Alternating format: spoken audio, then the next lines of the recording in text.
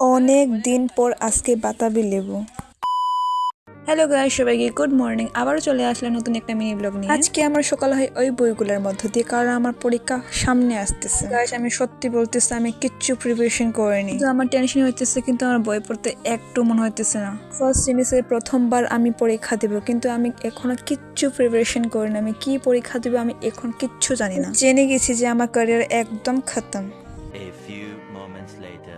তো গাইস, আমি জেনে গেছি যে আমার দ্বারা পড়াশোনা হবে না, তার জন্য আমি বৌদিদের বাড়িতে এসেছি এই ফলটা, মানে যাকে বাতাবি লেবু বলা হয়, এটাকে খাওয়ার জন্য। ঠান্ডাকাল চেঞ্জ হয়ে এখন হচ্ছে গরমকাল আসতেছে, আর গরমকালে এই ফলটাকে পাওয়া যায় না, তার জন্য লাস্ট সিজন বলে আমি এটাকে ইচ্ছে মতন আজকে খাবো। আর গাইস, আমি সত্যি কথা বলতেছি, আপনাদেরকে আমি মুখে প্রকাশ করে বলতে পারবো না যে এটা কত টেস্টি হয়েছিল। এত টেস্টি হয়েছিল যে আমরা জাস্ট মিনিটে আমরা পুরো থালা শেষ করে দিচ্ছি।